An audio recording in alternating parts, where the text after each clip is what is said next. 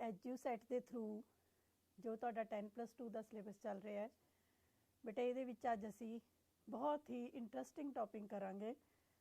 ਇਸ ਟੌਪਿਕ ਦੇ ਨਾਲ ਹਰ ਰੋਜ਼ ਦੀ ਜ਼ਿੰਦਗੀ ਦੇ ਵਿੱਚ ਜਿਵੇਂ ਅਸੀਂ ਸਾਰੇ ਜਾਣੂ ਹੋ, ਤੁਸੀਂ ਵੀ ਜਾਣੂ ਹੋ, ਪਰ ਇਸ ਨੂੰ ਅਸੀਂ ਪੇਪਰ ਦੇ ਪੁਆਇੰਟ ਆਫ ਵਿਊ ਤੋਂ ਜਾਂ ਵਿਸਥਾਰ ਦੇ ਨਾਲ ਅੱਜ ਮੈਂ ਤੁਹਾਡੇ ਨਾਲ ਡਿਸਕਸ ਕਰਾਂਗੀ ਭਾਰਤੀ ਲੋਕਤੰਤਰ, ਸਮੱਸਿਆਵਾਂ ਅਤੇ ਭਵਿੱਖ।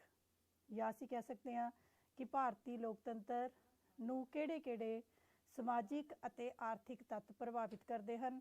ਭਾਰਤੀ ਲੋਕਤੰਤਰ ਦੇ ਅੱਗੇ ਕਿਹੜੀਆਂ-ਕਿਹੜੀਆਂ ਚੁਣੌਤੀਆਂ ਹਨ ਜਿਹੜੀਆਂ ਕਿ ਸਾਡੇ ਲੋਕਤੰਤਰ ਨੂੰ ਅਸੀਂ ਕਹਿ ਸਕਦੇ ਹਾਂ ਇੱਕ ਤਰੀਕੇ ਦਾ ਮੁਸ਼ਕਿਲ ਪੇਸ਼ ਆਉਂਦੀਆਂ ਨਜ਼ਰ ਆ ਰਹੀਆਂ ਹਨ।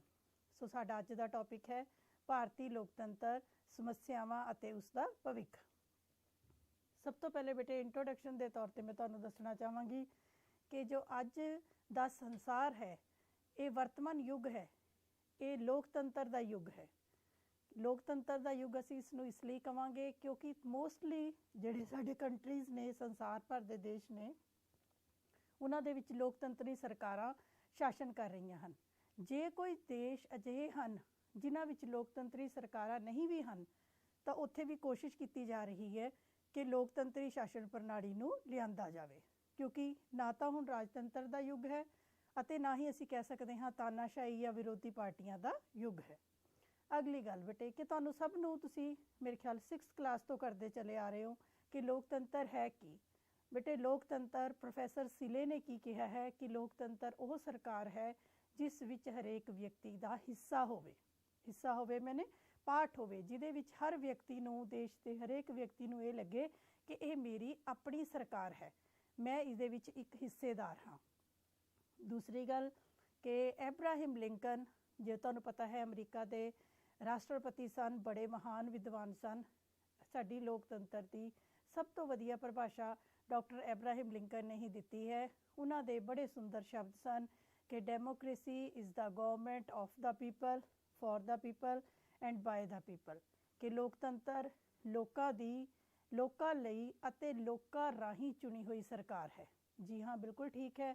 ਤੁਸੀਂ ਦੇਖੋ ਸਾਡੇ ਕੋਲ ਲੋਕ ਸਭਾ ਦੀਆਂ ਚੋਣਾਂ ਹੁੰਦੀਆਂ ਹਨ। ਹੁਣ ਸਾਡੇ ਬੜੀ ਰੀਸੈਂਟਲੀ ਪੰਜਾਬ 'ਚ 30 ਤਰੀਕ ਨੂੰ ਫਿਰ ਚੋਣਾਂ ਹੋਣੀਆਂ ਹਨ ਰਾਜ ਵਿਧਾਨ ਸਭਾ ਦੀਆਂ। ਭਾਵ ਲੋਕਤੰਤਰ ਦੇ ਵਿੱਚ ਇਹ ਸਰਕਾਰ ਲੋਕਾਂ ਦੀ ਹੀ ਹੈ, ਇਸ ਨੂੰ ਚੁਣਦੇ ਵੀ ਲੋਕ ਹਨ ਅਤੇ ਇਹ ਲੋਕਾਂ ਲਈ ਹੀ ਕੰਮ ਕਰਦੀ ਹੈ। ਸੋ ਤੁਹਾਨੂੰ ਸਭ ਨੂੰ ਪਤਾ ਹੈ ਕਿ ਲੋਕਤੰਤਰ ਇੱਕ ਬਹੁਤ ਵਧੀਆ ਸਰਕਾਰ ਦਾ ਰੂਪ ਮੰਨਿਆ ਜਾਂਦਾ ਹੈ। ਸਾਡੇ ਦੇਸ਼ ਦੇ ਵਿੱਚ ਜਦੋਂ ਸਾਡਾ ਦੇਸ਼ ਆਜ਼ਾਦ ਹੋਇਆ ਤਾਂ ਲੋਕਤੰਤਰੀ ਪ੍ਰਣਾਲੀ ਦੇ ਆਧਾਰ 'ਤੇ ਅਸੀਂ ਨਾਗਰਿਕਾਂ ਨੂੰ ਕਾਫੀ ਕੁਝ ਦੇਣ ਦਾ ਸਾਡੇ ਸੰਵਿਧਾਨ ਨੇ ਯਤਨ ਕੀਤਾ। ਜੇ ਆਪਾਂ ਧਿਆਨ ਨਾਲ ਦੇਖੀਏ, ਕਿਉਂਕਿ ਤੁਸੀਂ 11ਵੀਂ ਕਲਾਸ 'ਚ ਬੇਟੇ ਪੜ੍ਹ ਚੁੱਕੇ ਹੋ, ਅਤੇ ਨਿਰਦੇਸ਼ਕ ਸਿਧਾਂਤ ਤੁਸੀਂ ਪੜ੍ਹੇ ਹੋਣੇ। ਨਿਰਦੇਸ਼ਕ ਸਿਧਾਂਤਾਂ ਦੇ ਰਾਹੀਂ ਭਾਰਤ ਵਿੱਚ ਸਮਾਜਿਕ ਅਤੇ ਆਰਥਿਕ ਲੋਕਤੰਤਰ ਦੀ ਸਥਾਪਨਾ ਕਰਨ ਦੀ ਕੋਸ਼ਿਸ਼ ਕੀਤੀ ਗਈ। ਇਸ ਤੋਂ ਇਲਾਵਾ ਜੇ ਆਪਾਂ ਮੌਲਿਕ ਅਧਿਕਾਰਾਂ ਦੀ ਗੱਲ ਕਰੀਏ ਤਾਂ ਮੌਲਿਕ ਅਧਿਕਾਰਾਂ ਦੇ 6 ਦੇ 6 ਅਧਿਕਾਰ ਸਾਨੂੰ ਭਾਰਤ ਦੇ ਨਾਗਰਿਕਾਂ ਨੂੰ ਇੱਕ ਤਰੀਕੇ ਦੇ ਨਾਲ ਰਾਜਨੀਤਿਕ ਲੋਕਤੰਤਰ, ਸਮਾਨਤਾ, ਸੁਤੰਤਰਤਾ, ਹਰ ਇੱਕ ਤਰ੍ਹਾਂ ਦਾ ਜੋ ਅਸੀਂ ਕਹਿ ਸਕਦੇ ਹਾਂ ਲੋਕਤੰਤਰੀ ਢਾਂਚਾ ਉਹ ਪ੍ਰਦਾਨ ਕਰਨ 'ਚ ਵਿਸ਼ਵਾਸ ਰੱਖਦੇ ਹਨ।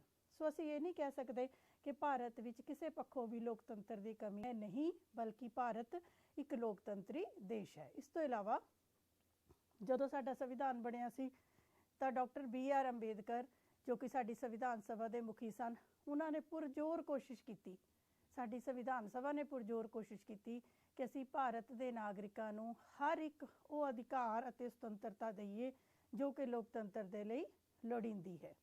ਇਸੇ ਲਈ ਬੇਟੇ ਸੁਤੰਤਰਤਾ, ਸਮਾਨਤਾ, ਭਾਈਚਾਰਾ, ਸੁਤੰਤਰ ਚੋਣਾਂ, ਤੁਸੀਂ ਸਾਰਾ ਕੁਝ ਦੇਖੋ। ਭਾਰਤ ਦੇ ਨਾਗਰਿਕਾਂ ਨੂੰ ਅਨੁਛੇਦ 19 ਤੋਂ 22 ਤੱਕ ਕਈ ਤਰ੍ਹਾਂ ਦੀਆਂ ਸੁਤੰਤਰਤਾਵਾਂ ਨੇ। ਇੱਥੋਂ ਤੱਕ ਕਿ ਸਾਡੇ ਕੈਦੀਆਂ ਨੂੰ ਵੀ ਸੁਤੰਤਰਤਾਵਾਂ ਦਿੱਤੀਆਂ ਗਈਆਂ ਹਨ, ਜੋ ਜੇਲ੍ਹਾਂ ਦੇ ਵਿੱਚ ਅਸੀਂ ਕਹਿ ਸਕਦੇ ਹਾਂ ਜੇਲ੍ਹਾਂ ਵਿੱਚ ਪਏ ਹੋਏ ਹਨ, ਉਹਨਾਂ ਲਈ ਵੀ ਸੁਤੰਤਰਤਾਵਾਂ ਹਨ। ਅਪਰਾਧੀਆਂ ਲਈ ਵੀ ਸੁਤੰਤਰਤਾਵਾਂ ਦਿੱਤੀਆਂ ਗਈਆਂ ਹਨ। ਭਾਸ਼ਣ ਦੇਣ ਦੀ, ਵਿਚਾਰ ਪ੍ਰਗਟਾਉਣ ਦੀ, ਇੱਧਰ ਉੱਧਰ ਆਉਣ ਜਾਣ ਦੀ, ਬਿਨਾਂ ਹਥਿਆਰਾਂ ਤੋਂ ਇਕੱਠੇ ਹੋਣ ਦੀ, ਆਪਣੇ ਵਿਚਾਰ ਪੇਸ਼ ਕਰਨ ਦੀ, ਸਾਰੀਆਂ ਸੁਤੰਤਰਤਾਵਾਂ ਹਨ। ਇਹਦੇ ਨਾਲ ਨਾਲ ਅਨੁਛੇਦ 14 ਤੋਂ ਲੈ ਕੇ 18 ਤੱਕ ਸਮਾਨਤਾ ਦਾ ਅਧਿਕਾਰ, ਹਰ ਟਾਈਪ ਦੀ ਸਮਾਨਤਾ ਅਸੀਂ ਭਾਰਤ ਦੇ ਨਾਗਰਿਕਾਂ ਨੂੰ ਸੌਂਪੀ ਗਈ ਹੈ। ਭਾਈਚਾਰਾ, ਇੱਕੋ ਦੇਸ਼ ਵਿੱਚ ਰਹਿੰਦੇ ਹੋਏ ਅਸੀਂ ਹਰੇਕ ਤਰ੍ਹਾਂ ਦਾ ਭਾਈਚਾਰਾ, ਸਾਰੇ ਅਸੀਂ ਬੇਸ਼ੱਕ ਅਲੱਗ-ਅਲੱਗ ਧਰਮਾਂ, ਜਾਤਾਂ, ਭਾਸ਼ਾਵਾਂ ਨਾਲ ਅਸੀਂ ਕਹਿ ਸਕਦੇ ਹਾਂ ਉਹਨਾਂ ਨਾਲ ਸੰਬੰਧ ਰੱਖਦੇ ਹਾਂ, ਪਰ ਫਿਰ ਵੀ ਸਾਡੇ ਅੰਦਰ ਭਾਈਚਾਰਾ ਹੈ। ਜੇ ਆਪਾਂ ਸੁਤੰਤਰ ਚੋਣਾਂ ਦੀ ਗੱਲ ਕਰੀਏ ਤਾਂ ਬੱਚੇ ਭਾਰਤ ਵਿੱਚ ਤੁਹਾਨੂੰ ਪਤਾ ਹੈ ਬੜੀਆਂ ਸੁਤੰਤਰ ਚੋਣਾਂ ਹੁੰਦੀਆਂ ਹਨ, ਚਾਹੇ ਉਹ ਲੋਕ ਸਭਾ ਦੀਆਂ ਹੋਣ। 5 ਸਾਲ ਬਾਅਦ ਤੁਸੀਂ ਆਪਣੀ ਕੇਂਦਰੀ ਸਰਕਾਰ ਚੁਣਦੇ ਹੋ, 5 ਸਾਲ ਬਾਅਦ ਤੁਸੀਂ ਆਪਣੇ ਰਾਜ ਦੀ ਸਰਕਾਰ ਚੁਣਦੇ ਹੋ, ਤੁਸੀਂ ਆਪਣੀਆਂ ਨਗਰ ਪਾਲਿਕਾਵਾਂ ਚੁਣਦੇ ਹੋ, ਤੁਸੀਂ ਆਪਣੇ ਪਿੰਡਾਂ ਦੀਆਂ ਪੰਚਾਇਤਾਂ ਦੀ ਚੋਣ ਕਰਦੇ ਹੋ। ਸੋ ਹਰ ਤਰ੍ਹਾਂ ਦੀਆਂ ਸੁਤੰਤਰ ਚੋਣਾਂ ਭਾਰਤ ਦੇ ਵਿੱਚ ਦਿੱਤੀਆਂ ਗਈਆਂ ਹਨ। ਸਾਰੇ ਨਾਗਰਿਕਾਂ ਨੂੰ ਬਾਲਗ ਮਤ ਅਧਿਕਾਰ ਹੈ। ਇਹਦਾ ਭਾਵ ਇਹ ਹੈ ਕਿ ਹਰੇਕ 18 ਸਾਲ ਦਾ ਵਿਅਕਤੀ ਜੋ ਹੈ ਉਹ ਬਿਨਾਂ ਕਿਸੇ ਭੇਦਭਾਵ ਦੇ ਵੋਟ ਦੀ ਵਰਤੋਂ ਕਰ ਸਕਦਾ ਹੈ। ਭਾਰਤ ਵਿੱਚ ਕਾਨੂੰਨ ਦਾ ਸ਼ਾਸਨ ਹੈ। ਕੀ ਮਤਲਬ ਕਿ ਸਾਰੇ ਹੀ ਨਾਗਰਿਕ ਜੋ ਹਨ ਉਹ ਕਾਨੂੰਨ ਦੀ ਨਜ਼ਰ ਦੇ ਵਿੱਚ ਅਸੀਂ ਕਹਿ ਸਕਦੇ ਹਾਂ ਬਰਾਬਰ ਹਨ, ਸਭ ਲਈ ਇੱਕੋ ਜਿਹਾ ਕਾਨੂੰਨ ਹੈ। ਇਸ ਤੋਂ ਇਲਾਵਾ ਸਾਡੀ ਪ੍ਰੈਸ ਬੜੀ ਸੁਤੰਤਰ ਹੈ ਅਤੇ ਨਿਰਪੱਖ ਹੈ। ਹੁਣ ਤਾਂ ਅੱਜ ਕੱਲ੍ਹ ਤਾਂ ਅਸੀਂ ਇਹ ਕਹਿ ਸਕਦੇ ਹਾਂ ਕਿ ਸਾਡੇ ਦੇਸ਼ ਦੇ ਵਿੱਚ ਰੇਡੀਓ, ਟੈਲੀਵਿਜ਼ਨ ਅਤੇ ਸਾਡੀ ਪ੍ਰੈਸ ਦੀ ਭੂਮਿਕਾ ਬਹੁਤ ਹੀ ਅੱਛੀ ਭੂਮਿਕਾ ਨਿਭਾ ਰਹੇ ਹਨ, ਜੋ ਕਿ ਹਰੇਕ ਸੱਚ ਨੂੰ ਜਨਤਾ ਦੇ ਸਾਹਮਣੇ ਲੈ ਕੇ ਆਉਂਦੇ ਹਨ। ਇਸ ਤੋਂ ਇਲਾਵਾ ਲੋਕਤੰਤਰੀ ਸੰਵਿਧਾਨ ਹੈ, ਮੌਲਿਕ ਅਧਿਕਾਰ ਦਿੱਤੇ ਗਏ ਹਨ, ਨਿਰਦੇਸ਼ਕ ਸਿਧਾਂਤ ਦਿੱਤੇ ਗਏ ਹਨ। ਸਾਡੇ ਦੇਸ਼ ਵਿੱਚ ਸੁਤੰਤਰ ਨਿਆਂਪਾਲਿਕਾ ਦੀ ਸਥਾਪਨਾ ਕੀਤੀ ਗਈ ਹੈ। ਨਿਆਂਪਾਲਿਕਾ ਸਰਵਉੱਚ ਅਦਾਲਤ ਹੋਵੇ ਜਾਂ ਉੱਚ ਅਦਾਲਤਾਂ ਹੋਣ, ਇਹ ਬੇਟੇ ਸਾਡੀ ਕਾਰਜਪਾਲਿਕਾ ਅਤੇ ਵਿਧਾਨ ਪਾਲਿਕਾ ਤੋਂ ਉੱਪਰ ਹਨ। ਜੱਜ ਪੂਰੇ ਸੁਤੰਤਰ ਹੋ ਕੇ, ਨਿਰਪੱਖ ਹੋ ਕੇ ਨਿਆਂ ਦਿੰਦੇ ਹਨ। ਭਾਰਤ ਧਰਮ ਨਿਰਪੱਖ ਦੇਸ਼ ਹੈ। ਤੁਹਾਨੂੰ ਸਭ ਨੂੰ ਪਤਾ ਹੈ ਸਾਰੇ ਧਰਮਾਂ ਦੇ ਲੋਕ ਕਿਸੇ ਵੀ ਧਰਮ ਨੂੰ ਅਪਣਾ ਸਕਦੇ ਹਨ। ਆਪਣੇ ਧਰਮ ਦੀ ਪੂਜਾ ਕਰਨਾ, ਉਪਾਸਨਾ ਕਰਨਾ, ਆਪਣੇ ਧਰਮ ਦਾ ਵਿਕਾਸ ਕਰਨਾ, ਆਪਣੇ ਧਰਮ ਦੇ ਲਈ ਅਸੀਂ ਕਹਿ ਸਕਦੇ ਹਾਂ ਕਾਰਜ ਕਰਨੇ, ਪਰ ਕਿਸੇ ਦੇ ਧਰਮ ਦੀ ਨਿੰਦਾ ਨਾ ਕਰਨੀ। ਸਾਰੇ ਧਰਮਾਂ ਨੂੰ ਬਰਾਬਰ ਸਤਿਕਾਰ ਭਾਰਤ ਵਿੱਚ ਸੌਂਪਿਆ ਗਿਆ ਹੈ। ਅਨੁਸੂਚਿਤ ਜਾਤੀਆਂ, ਜਨਜਾਤੀਆਂ ਅਤੇ ਪਿਛੜੀ ਜਾਤੀਆਂ ਦੇ ਲਈ, ਜਿਹੜੇ ਕਿ ਸਾਡੇ ਸਮਾਜ ਦੇ ਵਿੱਚ ਵਰਗ ਦੱਬ ਚੁੱਕੇ ਸਨ, ਉਹਨਾਂ ਨੂੰ ਉੱਪਰ ਚੱਕਣ ਦੇ ਲਈ ਭਾਰਤ ਵਿੱਚ ਹਰ ਤਰੀਕੇ ਦੇ ਨਾਲ ਉਹਨਾਂ ਦੀ ਸੁਰੱਖਿਆ ਦੇ ਲਈ ਪ੍ਰਬੰਧ ਕੀਤੇ ਗਏ ਹਨ। ਇਸ ਨੂੰ ਅਸੀਂ ਅਸਮਾਨਤਾ ਨਹੀਂ ਕਹਾਂਗੇ, ਬਲਕਿ ਜੋ ਸਾਡੇ ਹੀ ਭੈਣਾਂ ਵੀਰ ਜਿਹੜੇ ਕਿ ਸਾਡੀਆਂ ਗਲਤੀਆਂ ਕਾਰਨ, ਪੁਰਾਣੇ ਲੋਕਾਂ ਦੀ ਗਲਤੀਆਂ ਕਾਰਨ ਸਮਾਜ ਦੇ ਪਿਛੜੇ ਵਰਗ ਬਣ ਕੇ ਰਹਿ ਗਏ ਜਾਂ ਅਨੁਸੂਚਿਤ ਜਾਤੀਆਂ ਕਹਾਉਣ ਲੱਗੇ, ਕੋਈ ਐਸੀ ਗੱਲ ਨਹੀਂ। ਫਿਰ ਵੀ ਉਹਨਾਂ ਨੂੰ ਸਾਡੀ ਸਰਕਾਰ ਨੇ ਪਿਛਲੇ ਕਿੰਨੇ ਸਾਲਾਂ ਤੋਂ, 60 ਸਾਲਾਂ ਤੋਂ ਕੋਸ਼ਿਸ਼ ਕੀਤੀ ਜਾ ਰਹੀ ਹੈ ਕਿ ਇਹਨਾਂ ਨੂੰ ਵੀ ਉੱਪਰ ਚੱਕਿਆ ਜਾ ਸਕੇ। ਸੋ ਜੇ ਆਪਾਂ ਭਾਰਤ ਅਤੇ ਲੋਕਤੰਤਰ ਦੀ ਗੱਲ ਕਰੀਏ ਤਾਂ ਬੇਟੇ ਭਾਰਤ ਬਹੁਤ ਵਧੀਆ ਲੋਕਤੰਤਰੀ ਦੇਸ਼ ਹੈ। ਲੋਕਤੰਤਰ ਦੀ ਐਸੀ ਕੋਈ ਵੀ ਨਿਸ਼ਾਨੀ ਨਹੀਂ ਹੈ ਜੋ ਕਿ ਸਾਡੇ ਭਾਰਤ ਵਿੱਚ ਮੌਜੂਦ ਨਾ ਹੋਵੇ। ਸੋ ਜੇ ਤੁਹਾਨੂੰ ਪ੍ਰਸ਼ਨ ਦੇ ਪੁਆਇੰਟ ਆਫ ਵਿਊ ਤੋਂ ਆ ਜੇ ਕਿ ਭਾਰਤ ਵਿੱਚ ਲੋਕਤੰਤਰ ਦੀਆਂ ਵਿਸ਼ੇਸ਼ਤਾਵਾਂ ਦੱਸੋ, ਤਾਂ ਬੱਚੇ ਜਿਹੜੇ ਪੁਆਇੰਟਸ ਨੇ ਇਹਨਾਂ ਨੂੰ ਤੁਸੀਂ ਐਕਸਪਲੇਨ ਕਰ ਸਕਦੇ ਹੋ। ਬਿਲਕੁਲ ਸਿੰਪਲ ਪੁਆਇੰਟ ਨੇ, ਥੋੜ੍ਹੇ ਥੋੜ੍ਹੇ ਦੇ ਐਕਸਪਲੇਨ ਕਰਨੇ ਤੁਹਾਨੂੰ ਆਉਂਦੇ ਵੀ ਹੋਣੇ ਚਾਹੀਦੇ ਹਨ। ਅਗਲੀ ਗੱਲ ਦੇਖੋ, ਹੁਣ ਅਸੀਂ ਲੋਕਤੰਤਰ ਦੇ, ਭਾਰਤ ਦੇ ਲੋਕਤੰਤਰ ਦੀ ਅਸੀਂ ਗੱਲ ਕਰ ਰਹੇ ਹਾਂ। ਤੇ ਲੋਕਤੰਤਰ ਦੀ ਸਫਲਤਾ ਦੇਖੋ, ਹੁਣ ਪਾਕਿਸਤਾਨ, ਬੰਗਲਾਦੇਸ਼ ਵਗੈਰਾ ਦੇਸ਼ ਸਾਡੇ ਨਾਲ ਨੇ, ਉੱਥੇ ਲੋਕਤੰਤਰ ਓਨਾ ਸਫਲ ਨਹੀਂ ਹੈ ਜਿੰਨਾ ਕਿ ਭਾਰਤ ਵਿੱਚ ਸਫਲ ਹੈ। ਪਰ ਭਾਰਤ ਵਿੱਚ ਲੋਕਤੰਤਰ ਓਨਾ ਸਫਲ ਨਹੀਂ ਹੈ ਜਿੰਨਾ ਕਿ ਅਮਰੀਕਾ ਅਤੇ ਇੰਗਲੈਂਡ ਦਾ ਲੋਕਤੰਤਰ ਸਫਲ ਹੈ। ਮੇਰੇ ਕਹਿਣ ਤੋਂ ਭਾਵ ਕਿ ਲੋਕਤੰਤਰ ਬਹੁਤ ਵਧੀਆ ਢਾਂਚਾ ਹੈ, ਲੋਕਤੰਤਰ ਵਿੱਚ ਕੋਈ ਕਮੀ ਨਹੀਂ ਹੈ। This is the best farm of the government. But ਕਮੀ ਕਿੱਥੇ ਹੁੰਦੀ ਹੈ? ਕਮੀ ਦੇਸ਼ ਦੀ ਹਾਲਤਾਂ ਵਿੱਚ ਹੁੰਦੀ ਹੈ। ਕਿਸੇ ਦੇਸ਼ ਵਿੱਚ ਲੋਕਤੰਤਰ ਦੀ ਸਫਲਤਾ ਜਾਂ ਅਸਫਲਤਾ ਉਹ ਕਿਸ 'ਤੇ ਡਿਪੈਂਡ ਕਰਦੀ ਹੈ? ਉਸ ਦੇਸ਼ ਦੀਆਂ ਸਮਾਜਿਕ ਹਾਲਤਾਂ 'ਤੇ ਡਿਪੈਂਡ ਕਰਦੀ ਹੈ, ਉਸ ਦੇਸ਼ ਦੇ ਆਰਥਿਕ ਹਾਲਤਾਂ 'ਤੇ ਡਿਪੈਂਡ ਕਰਦੀ ਹੈ, ਅਤੇ ਜੇ ਆਪਾਂ ਸਭ ਤੋਂ ਵੱਧ ਦੇਖੀਏ ਤਾਂ ਉਹ ਕਿਸ 'ਤੇ ਡਿਪੈਂਡ ਕਰੇਗੀ? ਸਾਡੇ 'ਤੇ, ਤੁਹਾਡੇ 'ਤੇ, ਭਾਵ ਦੇਸ਼ ਦੇ ਨਾਗਰਿਕਾਂ 'ਤੇ ਡਿਪੈਂਡ ਕਰਦੀ ਹੈ। ਬੱਚੇ ਦੇਸ਼ ਦੇ ਨਾਗਰਿਕ, ਹੁਣ ਤੁਹਾਡਾ ਆਪਾਂ ਕਹਿੰਦੇ ਹਾਂ ਫਲਾਣਾ ਸਕੂਲ ਬਹੁਤ ਵਧੀਆ ਹੈ, ਸਕੂਲ ਦੀ ਬਿਲਡਿੰਗ ਵਧੀਆ ਨਹੀਂ ਹੁੰਦੀ, ਉੱਥੋਂ ਦੇ ਬੱਚੇ ਅਤੇ ਅਧਿਆਪਕ ਵਧੀਆ ਹੁੰਦੇ ਹਨ। ਜੇ ਅਸੀਂ ਕਹਿੰਦੇ ਹਾਂ ਜਾਪਾਨ ਬਹੁਤ ਵਧੀਆ ਦੇਸ਼ ਹੈ, ਤਾਂ ਜਾਪਾਨ ਕੋਈ ਦੇਸ਼ ਇਹ ਨਹੀਂ ਕਿ ਜਾਪਾਨ ਕੋਈ ਬਹੁਤ ਵਧੀਆ ਦੇਸ਼ ਹੈ, ਜਾਪਾਨ ਦੇ ਲੋਕ ਵਧੀਆ ਨੇ, ਉੱਥੋਂ ਦੇ ਨਾਗਰਿਕ ਆਦਰਸ਼ ਨਾਗਰਿਕ ਨੇ। ਸੋ ਇਹਨਾਂ ਗੱਲਾਂ ਦੇ ਉੱਤੇ ਲੋਕਤੰਤਰ ਕਾਫੀ ਹੱਦ ਤੱਕ ਡਿਪੈਂਡ ਕਰਦਾ ਹੈ। ਜੇ ਆਪਾਂ ਇੰਗਲੈਂਡ ਨਾਲ ਕੰਪੇਅਰ ਕਰੀਏ ਤਾਂ ਤੁਸੀਂ ਦੇਖੋ ਕਿ ਇੰਗਲੈਂਡ ਭਾਰਤ ਦੇ ਮੁਕਾਬਲੇ ਦੇ ਵਿੱਚ ਬਹੁਤ ਹੀ ਸਫਲ ਲੋਕਤੰਤਰ ਮੰਨਿਆ ਜਾਂਦਾ ਹੈ। ਭਾਰਤ, ਕਿਉਂਕਿ ਅਸੀਂ ਏਸ਼ੀਆ ਵਿੱਚ ਹਾਂ, ਭਾਰਤ ਨੂੰ ਤੀਜੇ ਵਿਸ਼ਵ ਦਾ ਸਫਲ ਲੋਕਤੰਤਰੀ ਦੇਸ਼ ਮੰਨਿਆ ਜਾ ਸਕਦਾ ਹੈ। ਇਸ ਗੱਲ ਤੋਂ ਕੋਈ ਇਨਕਾਰ ਨਹੀਂ ਹੈ। ਪਰ ਹਾਲੇ ਵੀ ਭਾਰਤ ਦੇ ਲੋਕਤੰਤਰ ਦੇ ਵਿੱਚ ਅਜਿਹੀਆਂ ਕਈ ਸਮੱਸਿਆਵਾਂ ਹਨ, ਅਜਿਹੀਆਂ ਕਈ ਚੁਣੌਤੀਆਂ ਹਨ, ਅਜਿਹੇ ਕੁਝ ਇੱਕ ਕਾਰਨ ਹਨ ਜਿਹੜੇ ਕਿ ਭਾਰਤ ਦੇ ਲੋਕਤੰਤਰ ਨੂੰ ਦੁਨੀਆ ਦਾ ਸਭ ਤੋਂ ਵੱਡਾ ਲੋਕਤੰਤਰ ਹੋਣ ਦਾ ਮਾਣ ਤਾਂ ਦਿੰਦੇ ਹਨ, पर दुनिया का वधिया सब तो वधिया लोकतंत्र होने का माण सानू प्राप्त नहीं है। असी दुनिया के सब तो वड्डा लोकतंत्री देश तो कहाते हाँ, पर असी दुनिया का सब तो वधिया लोकतंत्री देश नहीं कहाते। गिणती साडे विच जिन्ना भारत का लोकतंत्र विशाल है, गिणती के पक्षों सब तो वध मतदाता भारत विच ने, पर जे क्वालिटी देखिए तो उहदे विच काफ़ी कमी पाई जाती है। सो अज असी डिस्कस करांगे कि वो किहड़ियां कमियां हन जिन्हां करके कि भारत का लोकतंत्र इन्ना वधिया लोकतंत्र नहीं बन सकिया। सो असी अज हुण यही डिस्कस करना है बेटे। इत्थों ही साडा लैसन शुरू हुंदा है कि वो किहड़े कारण हन, किहड़े फैक्टर रिस्पोंसिबल हन जिहड़ा कि भारत नूं इन्ना विशाल लोकतंत्र हुंदे होए भी चंगा लोकतंत्र क्यों नहीं बनन दे रहे। इसनूं असीं नाम देवांगे कि भारतीय लोकतंत्र नूं प्रभावित करने वाले समाजिक अते आर्थिक तत्त या भारतीय लोकतंत्र दे राह विच आउण वालीआं रुकावटां। देखो बेटे, इहदे च मैं थोड़ी जी तुहानूं कुछ एक पिक्चर्स भी दित्तियां हन, वो इस करके दिंदे हाँ तां जो तुसीं थोड़े इंटरस्ट दे नाल लैसन देख सको। दूसरा, इन्हां पिक्चर्स तो तुसीं कुछ एक पॉइंट्स अपने आप बना सको कि अच्छा ये गल इस लैसन दे विच या इस टॉपिक दे विच आनी है। तुहाडे सामने स्लाइड दे उत्ते पिक्चर्स ने, जे तुसीं ध्यान नाल देखो तो उत्थों तुहानूं भारत दी एक झलक, भावें वधिया लोकतंत्र बनन दे राह ते है पर फिर भी कुछ एक झलक सानूं नज़र आउंदी है। रिलीजन अते पॉलिटिक्स दिखाई हुई है, भारत विच असीं गरीबी दिखाई है, भारत विच करप्शन दिखाई है, भारत विच हिंसा दिखाई है। ये सारे फैक्टर्स तुहानूं इत्थे ही शो कीते हन। यही साडीआं समस्यावां हन जो कि सानूं असीं कह सकते हाँ सफल होण तो, पूरी तरह सफल होण तो रोक रहीआं हन। हुण बच्चे असीं इन्हां नूं वन बाय वन डिस्कस करांगे। पहली समस्या वैसे तो ये नहीं असीं कह सकते कि अनपढ़ता ही पहली समस्या है। मीनस एक पॉइंट है तुहाडे कोल अनपढ़ता, इलिटरेसी। हुण सानूं पता है कि भारत दे विच अनपढ़ता दा पद्धर काफ़ी उच्चा है। देखो, पढ़े लिखे लोग किसी देश की जिंद जान हुंदे ने। जे असीं भारत नूं इंग्लैंड नाल कंपेयर करिए तो भारत की लोकतंत्र की असफलता का एक कारण यही है कि उत्थों लोग पढ़े लिखे हैं। साडे देश विच हजे भी अनपढ़ता बहुत वड्डे पद्धर ते पाई जाती है। लोकतंत्र एक ऐसी सरकार है जिस विच निर्णय लोकां ने लेना हुंदा है। सो जे लोग ही पढ़े लिखे नहीं होणगे, अनपढ़ होणगे, तो उत्थे ही साडे लोकतंत्र दीआं जड़ां कमज़ोर पै जाणगीआं। जे आपां ध्यान नाल देखीए, साडे संविधान वल्लों असीं ये कह सकते हाँ कि किसी किस्म की कसर नहीं छड्डी गई। साडी संविधान की धारा 21 है जिसनूं आपां कह सकते हैं मौलिक अधिकारां विच। उस तो इलावा साडे संविधान की धारा 45 दे विच, साडे संविधान की धारा 51A मौलिक अधिकारां विच, निर्देशक सिद्धांतां विच हर जगह सिੱਖਿਆ ਨੂੰ एक जरूरी अधिकार बनाते हुए भी 14 साल के बच्चों तक असी जरूरी सिੱਖਿਆ दे भी दी है। सरकार ने कंपलसरी कर दी है, हर तरह की फैसिलिटीज़ दित्तियां जा रही हैं। 6 तो 14 साल के बच्चों की सिੱਖਿਆ ते जोर दिता जा रहा है, पर इस दे बावजूद भी अज भी जे आपां ध्यान नाल देखिए तो भारत विच 30 तो 35% लोग हजे भी अनपढ़ हैं। ये अनपढ़ता जिहड़ी है ये साडे लोकतंत्र दे राह विच एक बहुत वड्डी रुकावट है। क्योंकि बेटे जे आपां तुसीं मैप नूं ध्यान नाल देखो, जिहड़ा सब तो लाइट पोर्शन है साडे कोल मैप दे विच, वो बिल्कुल लाइट पिंक कलर का जो पोर्शन है वो अनपढ़ता दा है। वो सब तो ज़्यादा बिल्कुल बहुत ही 75% तो भी घट अनपढ़ता।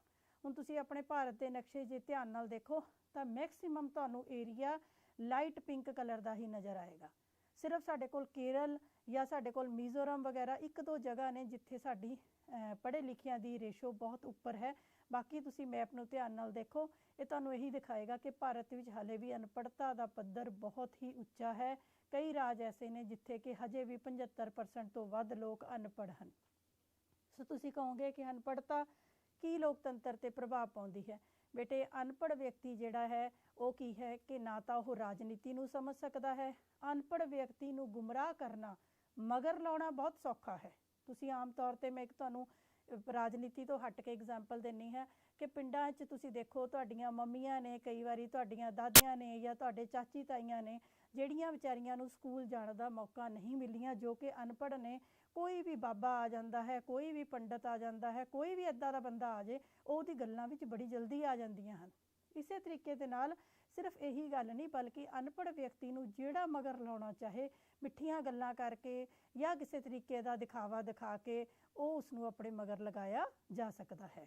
ਅਨਪੜ੍ਹ ਵਿਅਕਤੀ ਨੂੰ ਸਮਝ ਨਹੀਂ ਹੁੰਦੀ, ਆਪਣੇ ਵੋਟ ਦੀ ਕੀਮਤ ਵੀ ਪਤਾ ਨਹੀਂ ਹੁੰਦੀ, ਇਸ ਕਰਕੇ ਉਹ ਲਾਲਚ ਵਿੱਚ ਵੀ ਜਲਦੀ ਆ ਜਾਂਦੇ ਹਨ। ਦੇਸ਼ ਦੀਆਂ ਸਮੱਸਿਆਵਾਂ ਪ੍ਰਤੀ ਉਹਨਾਂ ਨੂੰ ਕੋਈ ਚੇਤਨਾ ਨਹੀਂ ਹੁੰਦੀ, ਉਹਨਾਂ ਨੂੰ ਕੁਝ ਨਹੀਂ ਪਤਾ ਕਿ ਦੇਸ਼ ਵਿੱਚ ਕੀ ਵਾਪਰ ਰਿਹਾ ਹੈ, ਜਾਂ ਉਹ ਸਮਝ ਹੀ ਨਹੀਂ ਸਕਦੇ, ਸਰਕਾਰ ਦੇ ਕਾਨੂੰਨਾਂ ਨੂੰ ਨਹੀਂ ਸਮਝ ਸਕਦੇ। ਸੋ ਅਨਪੜ੍ਹ ਵਿਅਕਤੀ ਦੇ ਲਈ ਆਪਣੀਆਂ ਸਮੱਸਿਆਵਾਂ, ਆਪਣੇ ਬੱਚਿਆਂ ਤੱਕ ਦੀ ਸਮੱਸਿਆਵਾਂ ਸਮਝਣਾ ਬਹੁਤ ਔਖਾ ਹੈ। ਤਾਂ ਉਹ ਦੇਸ਼ ਦੀਆਂ ਗੁੰਝਲਦਾਰ ਰਾਜਨੀਤੀ ਨੂੰ ਭਲਾ ਉਹ ਕਿਵੇਂ ਸਮਝ ਸਕਦੇ ਹਨ। ਸੋ ਉਹੀ ਗੱਲ, ਇੱਕ ਦੇਖੋ ਬਹੁਤ ਵੱਡੀ ਗੱਲ ਹੈ, ਭਾਰਤ ਵਿੱਚ ਬਹੁਮਤ ਦਾ ਸ਼ਾਸਨ ਹੈ। ਜਿੱਧਰ ਜ਼ਿਆਦਾ ਵੋਟਾਂ ਆ ਜਾਂਦੀਆਂ ਹਨ ਉਹ ਬੰਦਾ ਜਿੱਤ ਜਾਂਦਾ ਹੈ। ਤੇ ਸਾਡੇ ਵਿੱਚ ਬਹੁਮਤ ਦੀ ਗਿਣਤੀ ਕਿਹਦੀ ਹੈ? ਅਨਪੜ੍ਹਾਂ ਦੀ ਗਿਣਤੀ।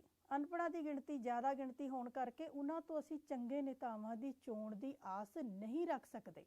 ਹਾਂ, ਮੈਂ ਇਸ ਗੱਲ ਨਾਲ ਸਹਿਮਤ ਹਾਂ ਕਿ ਹੁਣ ਜਿਹੜਾ ਸਾਡਾ ਮਤਦਾਤਾ ਹੈ ਭਾਰਤ ਵਿੱਚ, ਇਹ ਬਹੁਤ ਸਿਆਣਾ ਹੋ ਚੁੱਕਿਆ ਹੈ। ਪਰ ਫਿਰ ਵੀ ਜੋ ਅਨਪੜ੍ਹਤਾ ਹੈ, ਜੋ ਮਨੁੱਖ ਨੂੰ ਮਨੁੱਖ ਬਣਾਉਂਦੀ ਹੈ, ਉਸ ਦੀ ਕਮੀ ਹੋਣ, ਅਨਪੜ੍ਹਤਾ ਹੋਣ ਕਰਕੇ ਬੇਟੇ ਕੀ ਹੈ ਕਿ ਭਾਰਤੀ ਲੋਕਤੰਤਰ ਦੇ ਰਾਹ ਵਿੱਚ ਇਹ ਬਹੁਤ ਵੱਡੀ ਰੁਕਾਵਟ ਹੈ।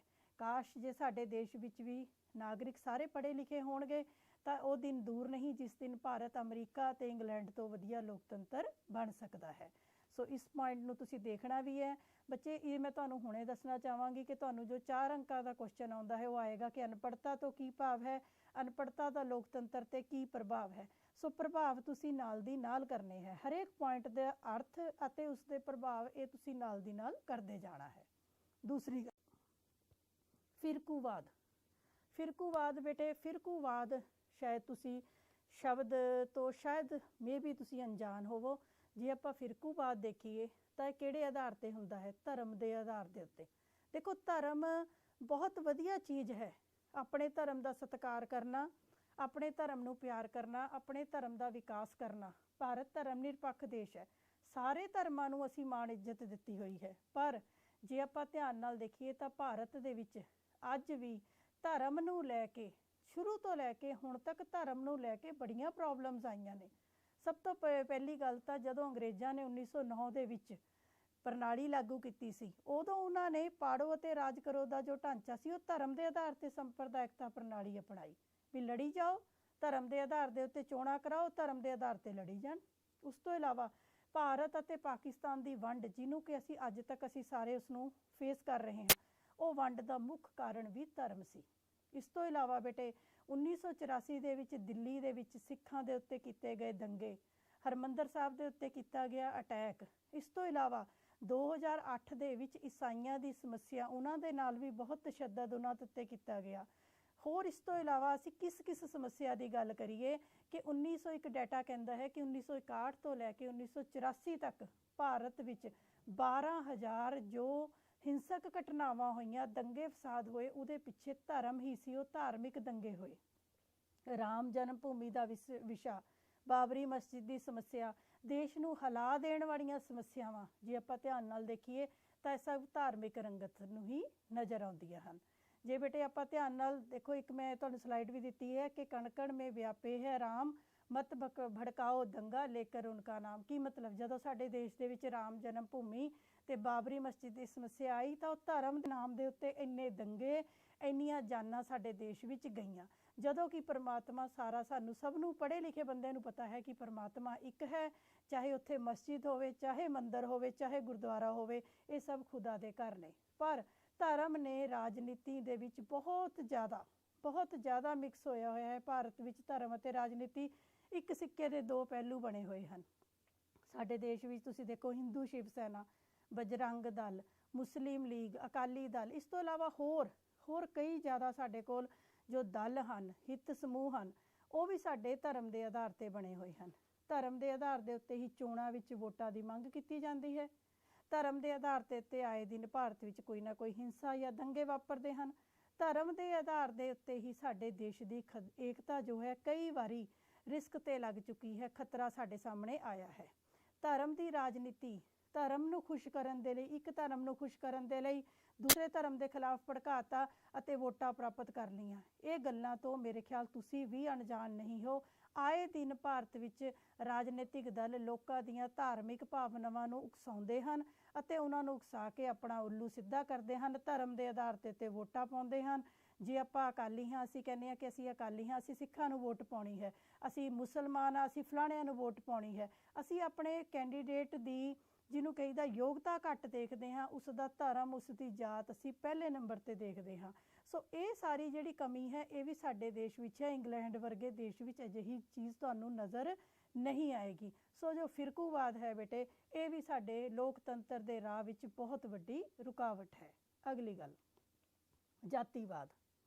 ਹੁਣ ਦੇਖੋ, ਜਾਤ ਪ੍ਰਥਾ ਤਾਂ ਭਾਰਤ ਵਿੱਚ ਬਹੁਤ ਪੁਰਾਣੀ ਹੈ, ਕਿਉਂਕਿ ਜਾਤ ਪ੍ਰਥਾ ਸਦੀਆਂ ਤੋਂ ਚੱਲੀ ਆ ਰਹੀ ਹੈ। ਜਾਤ ਪ੍ਰਥਾ ਤੇ ਜਾਤ ਪ੍ਰਥਾ ਦਾ ਕੀ ਹੈ, ਇਹ ਸਾਡਾ ਧਰਮ ਦੇ ਨਾਲ ਨੂੰ ਜੋੜਿਆ ਗਿਆ ਹੈ। ਮਨੂ ਸਮ੍ਰਿਤੀ ਦੇ ਵਿੱਚ ਹੀ ਧਰਮ ਦੇ ਆਧਾਰ ਦੇ ਉੱਤੇ ਜਾਤਾਂ ਦੀ ਵੰਡ ਕੀਤੀ ਗਈ ਸੀ। ਬ੍ਰਾਹਮਣ, ਖੱਤਰੀ, ਵੈਸ਼, ਸ਼ੂਦਰ, ਇਹ ਸਾਰੇ ਧਰਮ ਦੇ ਬਣਾਏ ਹੋਏ ਜਾਤਾਂ ਧਰਮ ਦੇ ਆਧਾਰ 'ਤੇ ਬਣਾਈਆਂ ਗਈਆਂ। ਇਸ ਵੇਲੇ ਜੇ ਅਸੀਂ ਭਾਰਤ ਵਿੱਚ ਦੇਖੀਏ ਤਾਂ ਕੀ ਹੈ, politics has been casteised and the caste has been politicised in India. ਭਾਰਤ ਦੇ ਵਿੱਚ ਤਾਂ ਰਾਜਨੀਤੀ ਦਾ ਜਾਤੀਕਰਨ ਜਾਂ ਜਾਤਾਂ ਦਾ ਰਾਜਨੀਤੀਕਰਨ ਹੋ ਚੁੱਕਿਆ ਹੈ।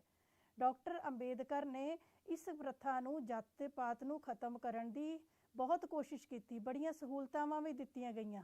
ਅਸੀਂ ਹੁਣ ਕਹਿ ਵੀ ਦਿੰਦੇ ਹਾਂ ਕਿ ਅਸੀਂ ਜਾਤ ਪਾਤ ਨੂੰ ਨਹੀਂ ਮੰਨਦੇ, ਪਰ ਜਾਤ ਪ੍ਰਥਾ ਇੱਕ ਐਸੀ ਚੀਜ਼ ਹੈ ਜਿਹੜੀ ਕਿ ਭਾਰਤ ਦੇ ਖੂਨ ਦੇ ਅੰਦਰ ਇਸ ਕਦਰ ਰਿਸ ਚੁੱਕੀ ਹੈ ਕਿ ਇਹ ਖਤਮ ਹੋਣ ਦਾ ਨਾਮ ਹੀ ਨਹੀਂ ਲੈਂਦੀ।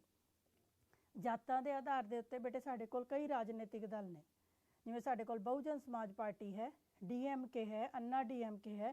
ਇਹ ਸਾਡੇ ਕੋਲ ਵੱਡੇ ਵੱਡੇ ਰਾਜਨੀਤਿਕ ਦਲ ਬੈਠੇ ਨੇ ਜੋ ਕਿ ਜਾਤਾਂ ਦੇ ਆਧਾਰ 'ਤੇ, ਜਿਨ੍ਹਾਂ ਦਾ ਬੇਸ ਹੀ ਜਾਤ ਹੈ। ਇਸ ਤੋਂ ਇਲਾਵਾ ਸਾਡੇ ਹਿੱਤ ਸਮੂਹ ਦੇ ਨਾਮ ਦੇ ਉੱਤੇ ਅਸੀਂ ਕਹਿੰਦੇ ਜਾਟ ਸਭਾ ਹੈ, ਰਾਮਦਾਸੀ ਸਭਾ ਹੈ, ਅਨੁਸੂਚਿਤ ਜਾਤੀ, ਰਾਮਗੜੀਆ, ਗੁੱਜਰ ਸੰਘ, ਹਜ਼ਾਰਾਂ ਹੀ ਐਸੀਆਂ ਹਰੇਕ ਰਾਜ ਵਿੱਚ ਸੰਸਥਾਵਾਂ ਨੇ ਜਿਹੜੀਆਂ ਕਿ ਜਾਤਾਂ ਦੇ ਆਧਾਰ ਦੇ ਉੱਤੇ ਅਸੀਂ ਕਹਿ ਸਕਦੇ ਹਾਂ ਬਣੀਆਂ ਹੋਈਆਂ ਹਨ। ਸੋ ਬੇਟੇ, ਜਾਤਾਂ ਦੇ ਆਧਾਰ ਦੇ ਉੱਤੇ ਹੀ ਚੋਣਾਂ ਕਰਾਈਆਂ ਜਾਂਦੀਆਂ ਹਨ। ਜਿਸ ਇਲਾਕੇ 'ਚ ਦੇਖ ਲਿਆ ਜਾਂਦਾ ਹੈ ਕਿ ਇਸ ਇਲਾਕੇ ਦੇ ਵਿੱਚ ਇਸ ਜਾਤ ਦੇ ਲੋਕ ਜ਼ਿਆਦਾ ਵਧੇਰੇ ਵਸਦੇ ਹਨ, ਤਾਂ ਉੱਥੋਂ ਟਿਕਟ ਵੀ ਆਮ ਤੌਰ 'ਤੇ ਉਸੇ ਜਾਤ ਦੇ ਵਿਅਕਤੀ ਨੂੰ ਦਿੱਤੀ ਜਾਂਦੀ ਹੈ। ਜਾਤਾਂ ਦੇ ਆਧਾਰ ਦੇ ਉੱਤੇ ਟਿਕਟਾਂ ਮਿਲਦੀਆਂ ਹਨ। ਜਾਤਾਂ ਦੇ ਆਧਾਰ ਦੇ ਉੱਤੇ ਵੋਟਾਂ ਦੀ ਮੰਗ ਕੀਤੀ ਜਾਂਦੀ ਹੈ। ਜਿੱਥੇ ਅਸੀਂ ਧਰਮ ਦੇਖਦੇ ਹਾਂ, ਉੱਥੇ ਅਸੀਂ ਆਪਣੀ ਜਾਤ ਵੀ ਦੇਖਦੇ ਹਾਂ ਕਿ ਨਹੀਂ, ਇਹ ਤਾਂ ਸਾਡਾ ਜਾਤ ਭਰਾ ਹੈ, ਅਸੀਂ ਤਾਂ ਇਸ ਨੂੰ ਹੀ ਵੋਟ ਪਾਵਾਂਗੇ। ਸੋ ਜਾਤਾਂ ਦੇ ਆਧਾਰ ਦੇ ਉੱਤੇ ਤੁਸੀਂ ਦੇਖੋ ਵੀ ਰਾਜਨੀਤਿਕ ਸ਼ਕਤੀ ਵੀ ਜਾਤਾਂ ਦੇ ਆਧਾਰ 'ਤੇ ਇਕੱਠੀ ਹੈ। ਪੰਜਾਬ ਵਿੱਚ ਰਾਜਨੀਤਿਕ ਸ਼ਕਤੀ ਜੱਟਾਂ ਦੇ ਹੱਥ ਵਿੱਚ ਹੈ, ਹਰਿਆਣਾ ਦੇ ਵਿੱਚ ਅਹੀਰਾਂ ਦੇ ਹੱਥ ਵਿੱਚ ਹੈ, ਉੱਤਰ ਪ੍ਰਦੇਸ਼ ਵਿੱਚ ਯਾਦਵਾਂ ਦੇ ਹੱਥ ਵਿੱਚ ਹੈ।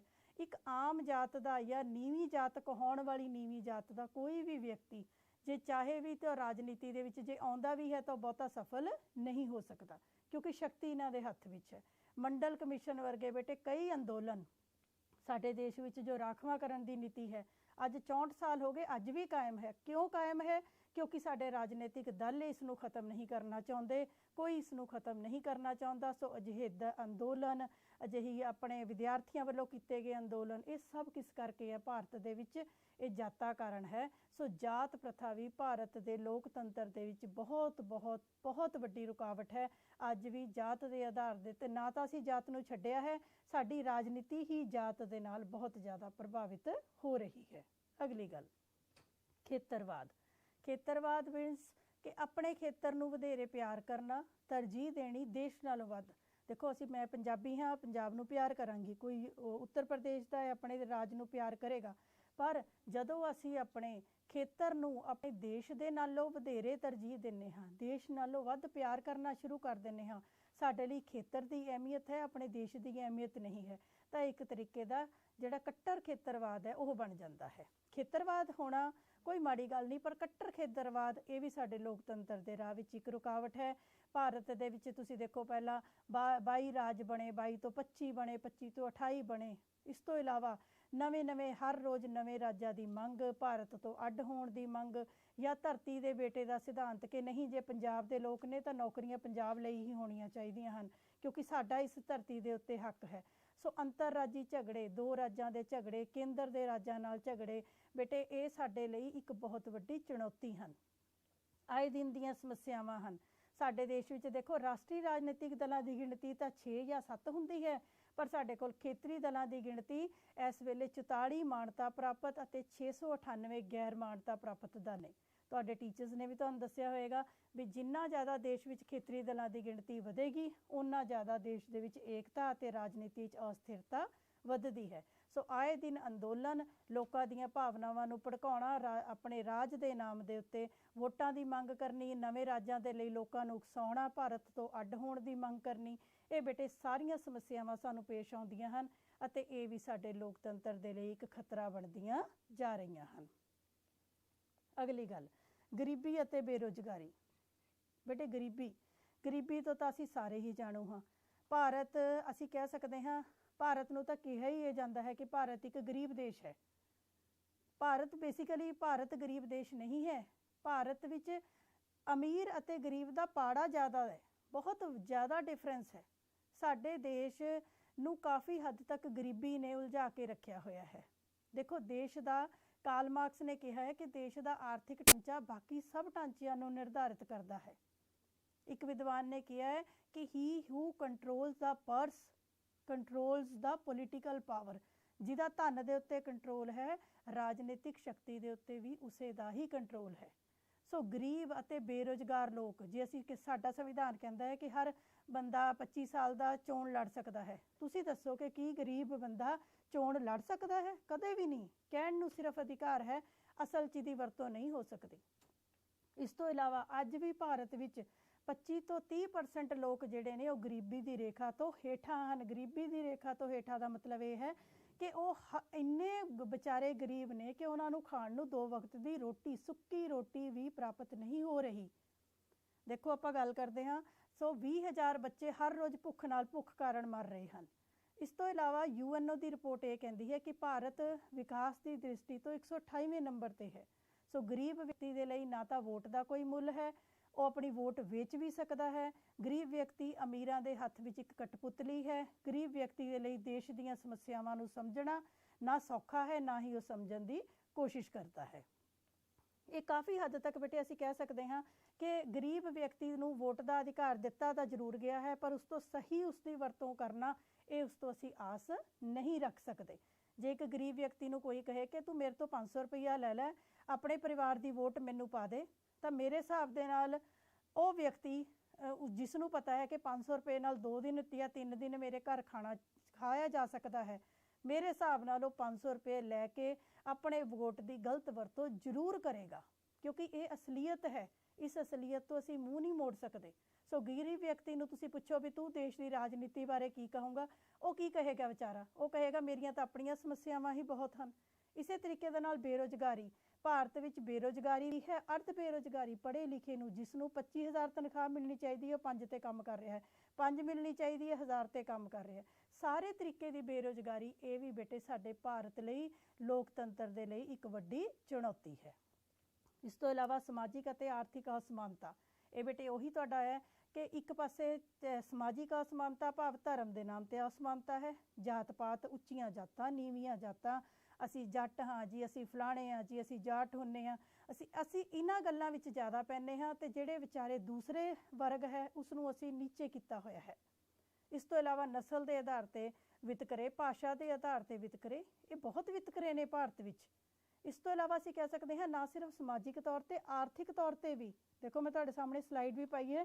ਇੱਕ ਪਾਸੇ ਸਾਡੇ ਕੋਲ ਇੰਨੀਆਂ ਉੱਚੀਆਂ ਇਮਾਰਤਾਂ ਨੇ, ਐਡੇ ਵੱਡੇ ਵੱਡੇ ਘਰ ਨੇ, ਦੂਜੇ ਪਾਸੇ ਅੱਧਾ ਸਾਡਾ ਸਮਾਜ ਦਾ ਵਰਗ ਝੁੱਗੀ ਝੌਂਪੜੀਆਂ ਵਿੱਚ ਗੁਜ਼ਾਰਾ ਕਰ ਰਿਹਾ ਹੈ। ਜੇ ਦੇਸ਼ ਵਿੱਚ ਐਸੀ ਹਾਲਤ ਹੋਏਗੀ ਤਾਂ ਸਾਡਾ ਨਿਰਦੇਸ਼ਕ ਸਿਧਾਂਤ ਕੀ ਕਰ ਸਕਦੇ ਹਾਂ? ਕਿੱਥੋਂ ਸਮਾਜਿਕ ਅਤੇ ਆਰਥਿਕ ਲੋਕਤੰਤਰ ਦੀ ਸਥਾਪਨਾ ਹੋਏਗੀ? ਨਹੀਂ ਹੋ ਸਕਦੀ। ਸੋ ਲੋਕਾਂ ਦਾ ਆਪਣੀ ਰਾਜਨੀਤੀ ਦੇ ਉੱਤੇ ਵਿਸ਼ਵਾਸ ਘਟਦਾ ਜਾ ਰਿਹਾ ਹੈ। ਗਰੀਬਾਂ ਲਈ ਚੋਣਾਂ ਜਾਂ ਵੋਟਾਂ ਇੱਕ ਮਜ਼ਾਕ ਹੈ। ਉਹ ਆਪਾਂ ਅਧਿਕਾਰ ਜ਼ਰੂਰ ਦਿੱਤਾ ਹੈ, ਪਰ ਉਹਨਾਂ ਦੀ ਸਹੀ ਵਰਤੋਂ ਨਹੀਂ ਹੋ ਸਕਦੀ। ਦੇਸ਼ ਵਿੱਚ ਆਏ ਦਿਨ ਹਿੰਸਾ ਹੁੰਦੀ ਹੈ, ਦੰਗੇ ਫਸਾਦ ਹੁੰਦੇ ਨੇ, ਲੋਕ ਆਪਣੇ ਦੇਸ਼ ਦੀ ਰਾਜਨੀਤੀ ਤੋਂ ਵਿਸ਼ਵਾਸ ਉੱਠਦਾ ਜਾ ਰਿਹਾ ਹੈ। ਵਿਆਪਕ ਪੱਧਰ ਦਾ ਭ੍ਰਸ਼ਟਾਚਾਰ, ਇਹ ਤਾਂ ਬੇਟੇ ਹੁਣ ਬਿਲਕੁਲ ਕਰੰਟ ਟੌਪਿਕ ਹੈ। ਤੁਹਾਨੂੰ ਪਤਾ ਹੈ ਕਿ ਭਾਰਤ ਵਿੱਚ ਤਾਂ ਹੁਣ ਭ੍ਰਸ਼ਟਾਚਾਰ ਦੇ ਖਿਲਾਫ ਜੋ ਬਿੱਲ ਬਣ ਰਿਹਾ ਸੀ, ਉਸ ਬਿੱਲ ਦੀਆਂ ਕਿਸ ਤਰੀਕੇ ਦੇ ਨਾਲ ਸਾਡੀ ਸੰਸਦ ਵਿੱਚ ਧੱਜੀਆਂ ਉੱਡੀਆਂ ਹਨ, ਇਸ ਗੱਲ ਤੋਂ ਤਾਂ ਕੋਈ ਇਨਕਾਰ ਨਹੀਂ ਕਰ ਸਕਦਾ। ਆਏ ਦਿਨ ਦੇਸ਼ ਵਿੱਚ ਨਵੇਂ ਘੁਟਾਲੇ ਹੁੰਦੇ ਹਨ, ਇੰਨੇ ਵੱਡੇ ਸਕੈਮਸ ਹੋ ਰਹੇ ਹਨ। ਅਸੀਂ ਇਸ ਤੋਂ ਇਲਾਵਾ ਦੇਖ ਸਕਦੇ ਹਾਂ ਕਿ ਜੋ ਸਾਡੀ ਲੜਾਈ ਹੈ ਅੱਜ ਕੱਲ੍ਹ, ਇਹ ਨੋਟਾਂ ਦੀ ਲੜਾਈ ਬਣੀ ਹੋਈ ਹੈ, ਵੋਟਾਂ ਦੀ ਲੜਾਈ ਨਹੀਂ ਬਣੀ ਹੋਈ। ਭਾਰਤ ਦੇ ਵਿੱਚ ਅਸੀਂ ਦੇਖਿਆ ਹੈ ਕਿ 2008 ਦੇ ਵਿੱਚ ਸਰਕਾਰ ਵੱਲੋਂ ਵਿਸ਼ਵਾਸ ਮਤ ਪ੍ਰਾਪਤ ਕਰਨ ਦੇ ਲਈ ਵੱਡੇ ਪੱਧਰ ਦੇ ਉੱਤੇ TV ਦੇ ਉੱਤੇ ਸਕੈਂਡਲਸ ਦਿਖਾਏ, ਅਰਬਾਂ ਰੁਪਏ ਦੇ ਸਕੈਂਡਲਸ ਹੋਏ ਨੇ। ਇਹਦਾ ਕੀ ਹੈ? ਹੁਣ ਅੰਨਾ ਹਜ਼ਾਰੇ ਦੀ ਮੂਵਮੈਂਟ ਨੂੰ ਇੰਨਾ ਜ਼ਿਆਦਾ ਲੋਕਾਂ ਦਾ ਭਰਵਾਂ ਹੁੰਗਾਰਾ ਹੋਣ ਦੇ ਬਾਵਜੂਦ ਵੀ ਲੋਕਪਾਲ ਬਿੱਲ ਭਾਰਤ ਵਿੱਚ ਹਜੇ ਤੱਕ ਵੀ ਤੁਹਾਡੇ ਸਾਹਮਣੇ ਕਿਤੇ ਨਜ਼ਰ ਆਉਂਦਾ ਨਜ਼ਰ ਹੀ ਨਹੀਂ ਆ ਰਿਹਾ। ਇੰਨਾ ਜ਼ਿਆਦਾ ਭ੍ਰਸ਼ਟਾਚਾਰ ਜੋ ਹੈ ਇਸ ਨੇ ਵੀ ਭਾਰਤੀ ਲੋਕਾਂ ਦਾ ਲੋਕਤੰਤਰ ਦੇ ਉੱਤੋਂ ਅਤੇ ਰਾਜਨੀਤੀ ਦੇ ਉੱਤੇ ਵਿਸ਼ਵਾਸ ਦੀ ਕਮੀ ਕਰਤੀ ਹੈ। ਭਾਰਤ ਦੇ ਲੋਕਾਂ ਨੂੰ ਆਪਣੀ ਸਰਕਾਰ ਤੇ, ਆਪਣੇ ਢਾਂਚੇ ਤੇ, ਆਪਣੇ ਦੇਸ਼ ਤੇ, ਆਪਣੀ ਰਾਜਨੀਤੀ ਦੇ ਉੱਤੇ ਹੁਣ ਵਿਸ਼ਵਾਸ ਬਿਲਕੁਲ ਹੀ ਖਤਮ ਹੁੰਦਾ ਨਜ਼ਰ ਆ ਰਿਹਾ ਹੈ। ਅਗਲੀ ਗੱਲ, ਰਾਜਨੀਤਿਕ ਹਿੰਸਾ।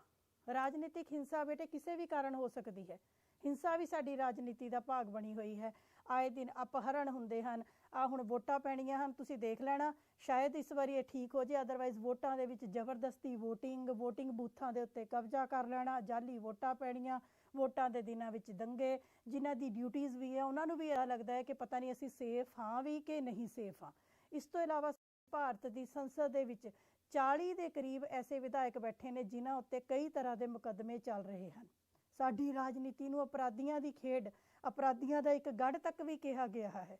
ਇਸ ਤੋਂ ਇਲਾਵਾ ਬੇਟੇ ਅਸੀਂ ਜੇ ਦੇਖਦੇ ਹਾਂ ਹਰੇਕ ਵੱਡੇ ਦੰਗੇ ਫਸਾਦ ਦੇ ਪਿੱਛੇ, ਹਰੇਕ ਸਕੈਂਡਲ ਦੇ ਪਿੱਛੇ, ਹਰੇਕ ਦੇਸ਼ ਦੇ ਗਲਤ ਕੰਮ ਦਾ ਜਦੋਂ ਪਰਦਾਫਾਸ਼ ਹੁੰਦਾ ਹੈ ਤਾਂ ਕਿਸੇ ਨਾ ਕਿਸੇ ਮੰਤਰੀ ਜਾਂ ਕਿਸੇ ਨਾ ਕਿਸੇ ਰਾਜਨੀਤੀਵਾਨ ਦਾ ਹੱਥ ਨਿਕਲਦਾ ਹੈ।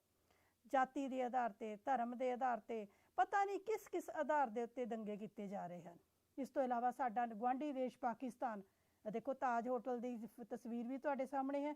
ਇਹਨਾਂ ਨੇ ਵੀ ਸਾਡੇ ਦੇਸ਼ ਦੀ ਏਕਤਾ ਨੂੰ ਭੰਗ ਕਰਨ ਦੇ ਵਿੱਚ ਕਿਸੇ ਤਰ੍ਹਾਂ ਦੀ ਕਸਰ ਨਹੀਂ ਛੋੜੀ ਹੋਈ। ਸੋ ਗੱਲਾਂ ਡਿਸਕਸ ਕਰਨ ਲਈ ਬੇਟੇ ਸਾਡੇ ਕੋਲ ਸਮਾਂ ਘੱਟ ਹੁੰਦਾ ਹੈ, ਅਦਰਵਾਈਜ਼ ਬਹੁਤ ਕਾਰਨ ਨੇ ਜਿਹੜੇ ਕਿ ਅਸੀਂ ਇਹ ਦਿਖਾ ਸਕਦੇ ਹਾਂ ਕਿ ਭਾਰਤੀ ਲੋਕਤੰਤਰ ਦੇ ਲਈ ਇੱਕ ਤਰੀਕੇ ਦੀ ਚੁਣੌਤੀ ਬਣੇ ਹੋਏ ਹਨ। ਇਸ ਤੋਂ ਇਲਾਵਾ ਭਾਰਤ ਵਿੱਚ ਵੱਖਵਾਦ ਦੀ ਸਮੱਸਿਆ ਹੈ। ਭਾਰਤ ਤੋਂ ਵੱਖ ਹੋਣਾ ਚਾਹੁੰਦੇ ਹਨ ਰਾਜ। ਜੰਮੂ ਕਸ਼ਮੀਰ ਕਹਿੰਦਾ ਹੈ ਮੈਨੂੰ ਭਾਰਤ ਤੋਂ ਅਲੱਗ ਕਰ ਦਿਓ। ਹੋਰ ਰਾਜ ਹਨ, ਉਹ ਵੱਖਵਾਦ ਦੀ ਸਮੱਸਿਆ ਸਾਡੇ ਸਾਹਮਣੇ ਆ ਰਹੀ ਹੈ। ਭਾਸ਼ਾ ਦੇ ਆਧਾਰ ਤੇ 18 ਭਾਸ਼ਾਵਾਂ ਨੂੰ ਮਾਨਤਾ ਮਿਲੀ। ਕਈ ਰਾਜਾਂ ਵਿੱਚ 2 ਭਾਸ਼ਾਵਾਂ ਬੋਲੀਆਂ ਜਾਂਦੀਆਂ ਸੀ, ਉੱਥੇ ਸਾਡੇ ਲਈ ਸਮੱਸਿਆ ਆ ਗਈ। ਉਹ ਕਹਿੰਦੇ ਕਿ ਸਾਨੂੰ ਵੀ ਨਵਾਂ ਰਾਜ ਦਿੱਤਾ ਜਾਵੇ। ਇਸ ਤਰੀਕੇ ਦੇ ਨਾਲ ਰਾਜਾਂ ਦੀ ਗਿਣਤੀ 22 ਤੋਂ 25 ਤੋਂ 28 ਹਜੇ ਵੀ ਬਸ ਨਹੀਂ ਹੈ ਬੇਟੇ।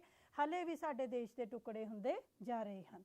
ਖੇਤਰਾਂ ਦੇ ਵਿੱਚ ਅਸੰਤੁਲਨ ਹਨ। ਕਈ ਰਾਜ ਬਹੁਤ ਅਮੀਰ ਹਨ, ਕਈ ਰਾਜ ਵਿਚਾਰੇ ਬਹੁਤ ਪਿਛੜੇ ਹੋਏ ਤੇ ਗਰੀਬ ਹਨ। ਜਦੋਂ ਕੇਂਦਰ ਵੱਲੋਂ ਗ੍ਰਾਂਟ ਦਿੱਤੀ ਜਾਂਦੀ ਹੈ ਤਾਂ ਦੋਨੋਂ ਬਰਾਬਰ ਗ੍ਰਾਂਟ ਲੈਣਾ ਚਾਹੁੰਦੇ ਹਨ। ਕੇਂਦਰ ਅਤੇ ਰਾਜਾਂ ਦੇ ਝਗੜੇ, ਸਮਾਜਿਕ ਤਣਾਵ ਦੇ ਤਾਂ ਕਈ ਕਾਰਨ ਨੇ। ਜੇ ਕੋਈ ਗਰੀਬ ਹੈ ਤਾਂ ਵੀ ਟੈਨਸ਼ਨ ਹੈ, ਜੇ ਕੋਈ ਬੇਰੁਜ਼ਗਾਰ ਹੈ ਤਾਂ ਵੀ ਟੈਨਸ਼ਨ ਹੈ, ਜੇ ਕਿਸੇ ਦੇ ਬੰਦੇ ਦਾ ਭ੍ਰਸ਼ਟਾਚਾਰ ਫੈਲ ਰਿਹਾ ਹੈ ਤਾਂ ਵੀ ਟੈਨਸ਼ਨ ਹੈ, ਮਹਿੰਗਾਈ ਵੱਧ ਰਹੀ ਹੈ ਉਹ ਵੀ ਟੈਨਸ਼ਨ ਹੈ, ਨੌਕਰੀ ਨਹੀਂ ਮਿਲ ਰਹੀ ਉਹ ਵੀ ਟੈਨਸ਼ਨ ਹੈ। ਇਸ ਤੋਂ ਇਲਾਵਾ ਹਿੰਸਾ ਹੋ ਗਈ, ਕਿਤੇ ਬੰਬ ਧਮਾਕੇ ਹੋ ਗਏ, ਕਿਤੇ ਕਰਫਿਊ ਲੱਗ ਕੇ ਕਿੰਨੇ ਲੋਕਾਂ ਦੀ ਜਾਨਾਂ ਜਾਂਦੀਆਂ। ਬੇਟੇ ਇਹ ਸਭ ਕੀ ਹੈ? ਸਮਾਜਿਕ ਤਣਾਅ। ਇਹ ਸਾਡੀ ਟੈਨਸ਼ਨ ਦਾ ਇੱਕ ਹਿੱਸਾ ਬਣਦੇ ਜਾ ਰਹੀ ਹੈ। ਸਾਡੇ ਦੇਸ਼ ਵਿੱਚ ਤਾਂ ਹੁਣ ਛੋਟੇ ਤੋਂ ਛੋਟੇ ਬੱਚੇ ਨੂੰ ਵੀ ਟੈਨਸ਼ਨ ਹੈ। ਕਾਰਨ ਕੀ ਹੈ? ਕਿਉਂਕਿ ਭਵਿੱਖ ਸਾਨੂੰ ਉਜਲਾ ਨਜ਼ਰ ਨਹੀਂ ਆ ਰਿਹਾ। ਸੋ ਇਹ ਕਈ ਸਮੱਸਿਆਵਾਂ ਨੇ। ਇਸ ਤੋਂ ਇਲਾਵਾ ਵੀ ਦੇਅਰ ਆਰ ਸੋ ਮੈਨੀ ਪ੍ਰੋਬਲਮਸ, ਸੋ ਮੈਨੀ ਚੈਲੰਜਿਸ ਜਿਹੜੀਆਂ ਕਿ ਸਾਡੀ ਡੈਮੋਕ੍ਰੇਸੀ ਨੂੰ ਅਸੀਂ ਕਹਿ ਸਕਦੇ ਹਾਂ ਕਿ ਇੱਕ ਤਰੀਕੇ ਦੇ ਨਾਲ ਪ੍ਰਭਾਵਿਤ ਕਰਦੀਆਂ ਜਾ ਰਹੀਆਂ ਹਨ।